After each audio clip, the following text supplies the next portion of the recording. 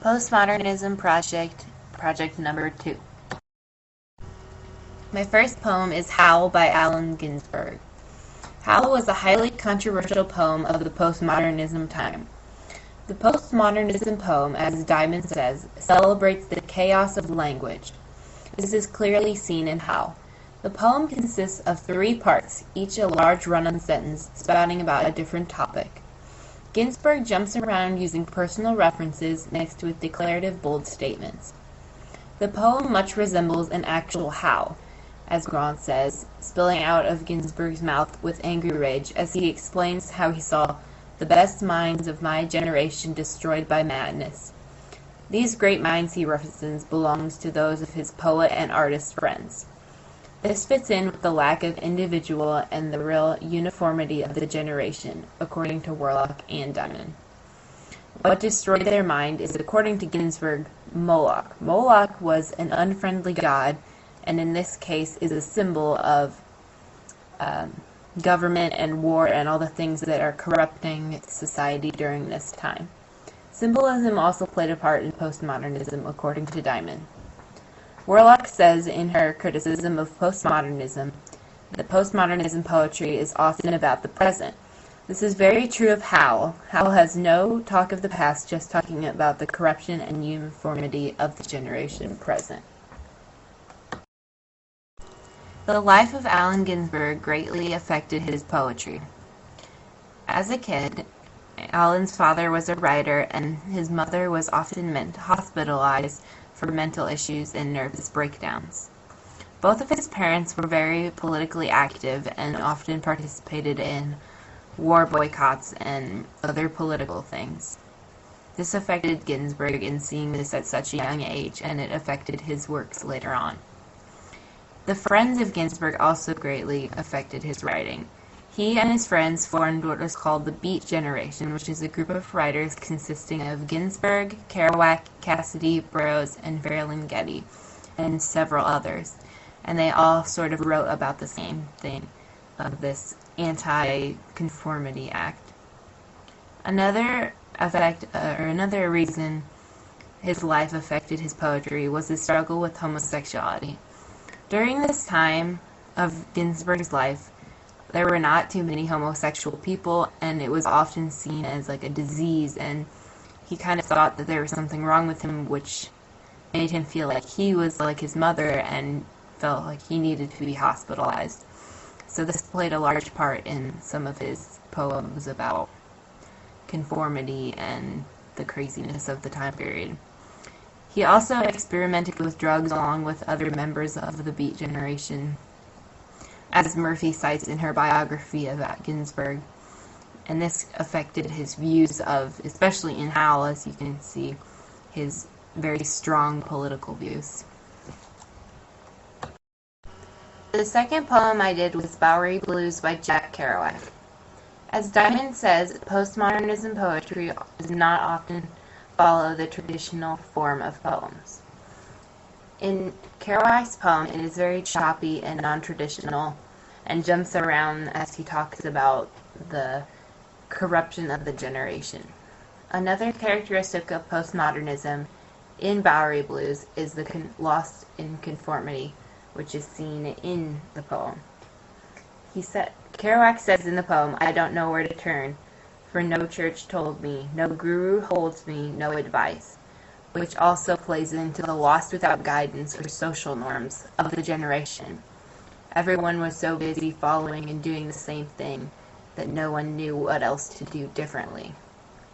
The final characteristic of postmodernism that Bowery Blues shows is paranoia and fear.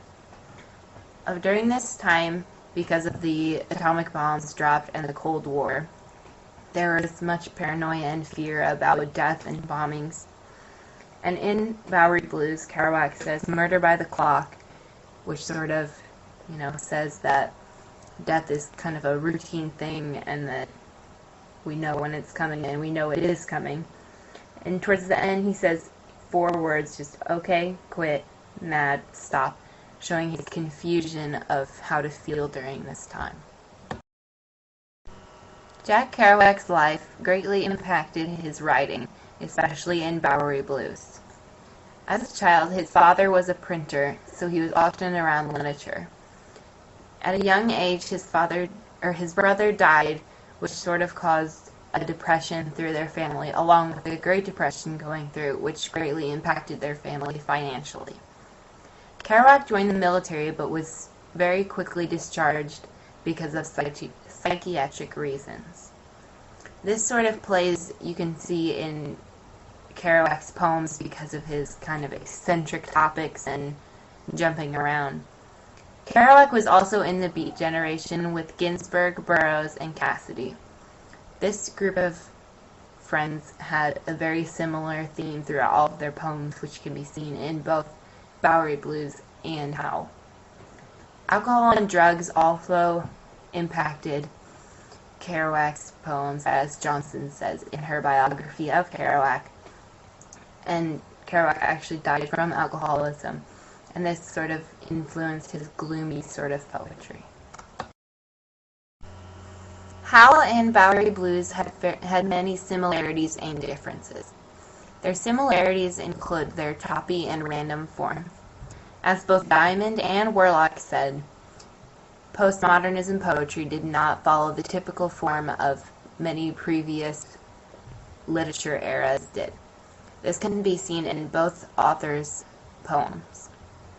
The hatred of conformity also plays a big role in both poems. We can see in Ginsberg's poem his hatred for the uniformity and corruption of everything in the government and war and how all people act the same, which can be seen in a slightly smaller and less angry scale in Kerouac's Bowery Blues. The hatred for war and government also plays a part in both poems, as I said earlier, and is a huge role in many of the Beat generation's authors. Although they have similarities, Kerouac and Ginsberg's poems also have differences. Ginsberg's, which can be seen on the left, and Kerouac's on the right, have some differences, which include Ginsberg only speaking of the present and the troubles that impacted the time that he wrote Howl and the ones that he references throughout, while Kerouac references a shooting in 1932, which he calls past times, and uses that to make comparisons to now, or the generation that he wrote this in. In Ginsberg's poem, he uses symbolism to show that Moloch, which was the symbolism of the government and the war and the corruption that it caused to the great people that he said he watched being ruined, while Kerouac uses very blunt references as it does not use symbolism or literary devices.